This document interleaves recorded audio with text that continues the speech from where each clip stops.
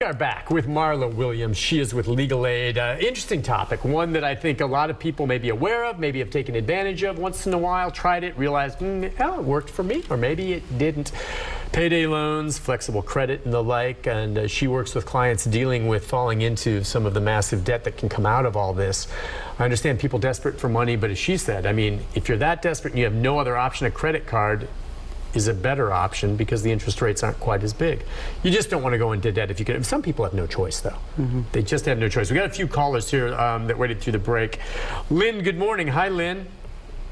Good morning. Morning. I just have a few thoughts on this. I have never had to use this, thank God, but I blame the useless state legislature for not increasing the minimum wage for the working poor, for not expanding Medicaid. So these people who are living paycheck to paycheck, you have a medical emergency, or your children need shoes, or you have to pay the electric bill, or they're going to turn your electricity off. What are they supposed to do? And can this useless state legislature not put a cap on the interest rate that these people have to pay? I understand these are legal companies, but their ads are so misleading. I got my title back with Title Max, and they show these people dancing with joy, showing their car title. What they don't say is, on a $200 loan for your car title, what are they paying back? Probably well over $1,000 on a $200 loan. I think it's unconscionable that these people sit in the state legislature and twiddle their thumbs and do nothing for the working poor of this state. Those are my only comments on that, but thank you for listening. Sure, Lynn, thank you. You really hit on 2 points there.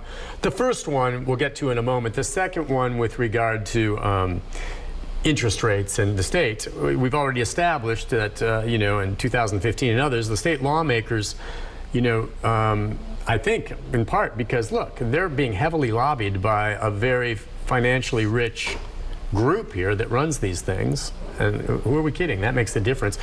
They don't really regulate the interest rates, or they can, but they don't limit them, do they? They don't put a cap.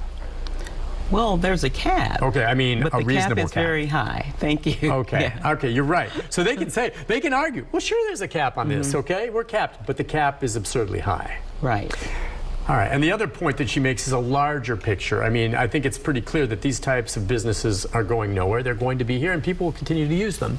The best way to get people not to use them is to find a way for them to make a living and not need to take out these loans, right? Isn't that the big picture? I agree with that, but I think the education, too, I hope people are watching today to hear about this, and also our firm tries to communicate to folks through community education, just to let them know what they're getting into, so then they'll make an informed choice whether they want to borrow money from one of these entities. Because often we hear that, like everybody says, I didn't know what I was getting into. Yeah, I'm just guessing that most of these individuals going for these loans are not thinking first, I'm going to call Legal Aid and run this by them. I mean, that's just not, that's probably never happened, okay? No. So you're usually seeing them after the fact, right? Right. After the fact. But maybe people are watching who know of friends or loved ones or are thinking themselves, and this will give them pause. Now, either way, you're going to pay quite a bit on this. Now, I understand, if you have lousy credit, okay, for whatever you did earlier in your life, when you take out a loan somewhere, you're going to be asked to pay back more interest because there's higher risk to the borrower or the lender. That's reasonable, right?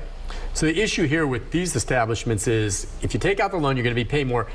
If you can pay it back within that window, you're paying more, and it's exorbitant. But hey, you've got bad credit, so you're going to have to pay more. Sorry, that's the way it works. The real trouble comes when you miss making that first payment. Yes. Well, the real trouble, yes, comes when you miss payments. Because it really builds up, right? Right, and you roll over, and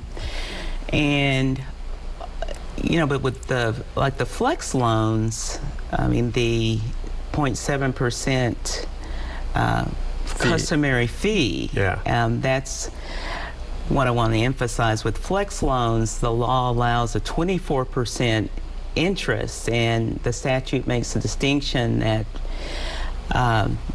not to confuse interest with the fees. So the fees are 0.7%.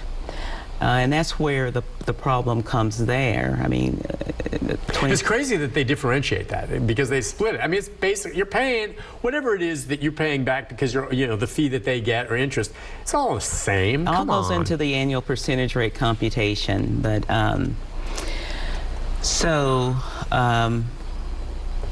but with the flex loans. And by the way, why is it called flex?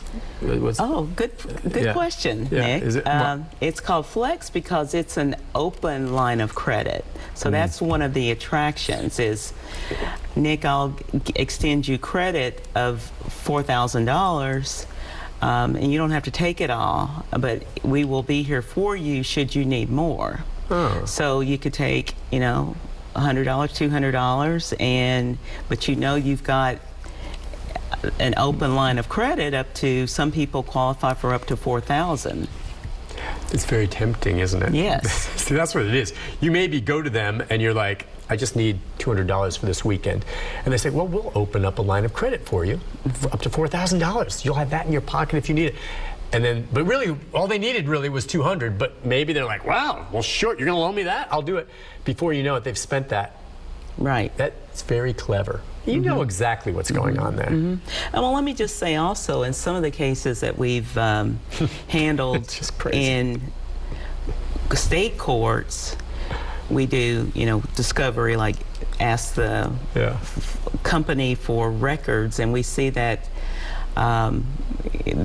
their activity that they record is that they're calling up these people who have flex loans, who have an more money that they can borrow, and just say, hey, Nick, you've got, you only got $200 that you borrowed and you got $400. You want to come in and get some more money? Yeah. So I remember. Look, and you wonder who falls for this kind of crap. But it's like, I remember with credit card companies, there would be times sometimes I'd get with my statement attached to it checks for Nick, you can sign this check and put it in your bank right now for $5,000. And I'm looking at this check.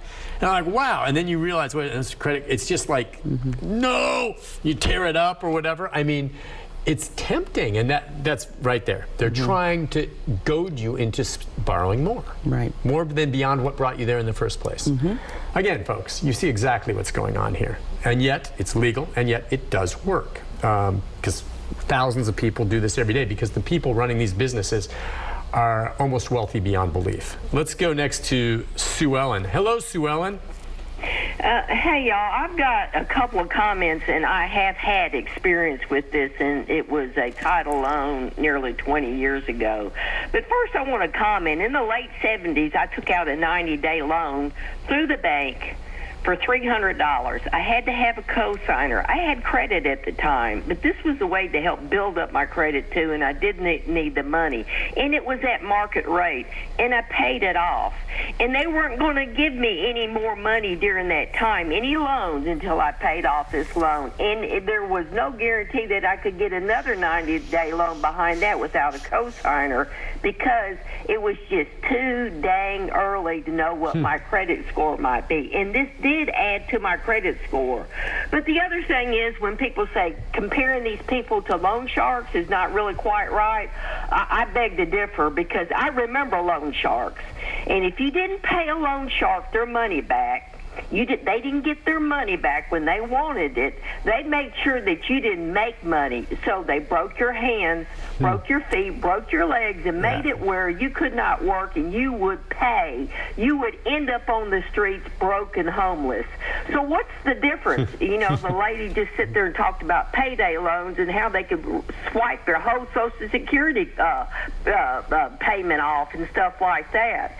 So my experience 20 years ago, roughly 20 years ago, was on a title loan through kids who had 3 kids before they were 20 years old. And people were trying to help them initially before that first child was born, and somebody had gave them a van, and this was a luxury van that somebody that had means just gave it to them. When they went to the title loan people, the blue book alone on this van was $15,000.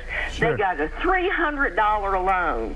A year later, they were still not able to pay that $300. And when I approached them, the deal that I set up was, I'm going to go down there and pay off whatever monthly fees it is going to be this month.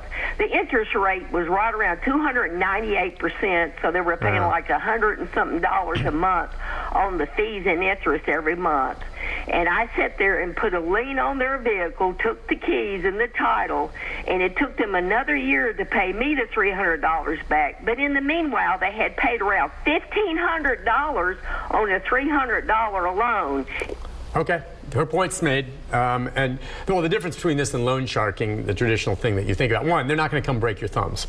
It's regulated, there's none of that. But I see her point that they can do what they can do under the law to garnish your wages, make sure that you can't take your paycheck home with you because you owe them and they get in line first and get the money, right? Right.